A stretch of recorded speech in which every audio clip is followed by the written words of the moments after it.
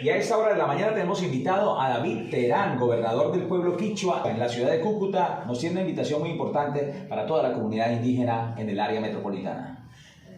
Alipurya Tacharishun Chitucuya, Gerson, muy buenos días. Gerson, así es, nosotros queremos realizar una invitación para el día de mañana, a 12 de octubre. Estamos celebrando el Día de la Raza, como la han venido llamando, pero para nosotros es el Día de la Resistencia de los Pueblos Originarios.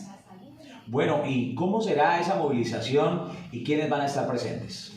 En esta movilización vamos a estar los tres pueblos, el pueblo quichua, el pueblo inga y el pueblo yupa.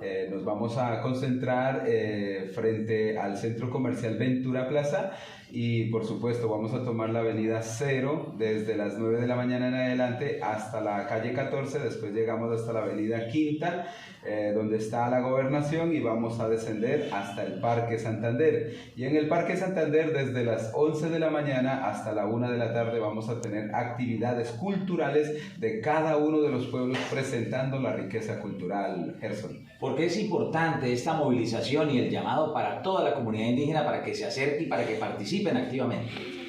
Esta actividad, esta conmemoración se realiza porque los pueblos indígenas identifican el día más importante para ellos, y en eso pues en Colombia tenemos alrededor de 115 pueblos indígenas, y por supuesto esos 115 pueblos indígenas van a estar celebrando el día de mañana como el Día de la Resistencia ante las anomalías, a veces a los rechazos que ha habido de parte del Estado y algunos otros factores.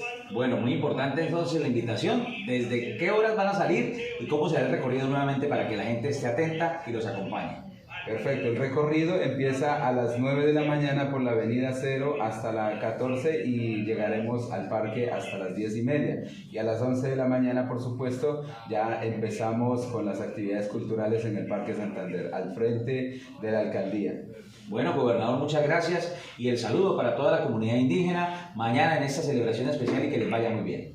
Gerson, se me estaba olvidando algo. Gerson, mañana la invitación es para usted y para la ciudadanía. Vamos a estar compartiendo la chicha de maíz y la chicha de piña. Entonces queremos que usted y su equipo pueda apoyarnos y por supuesto llegar a formar parte más de esta cultura que integra y por supuesto expande también para manifestar la riqueza que hay dentro de la cultura.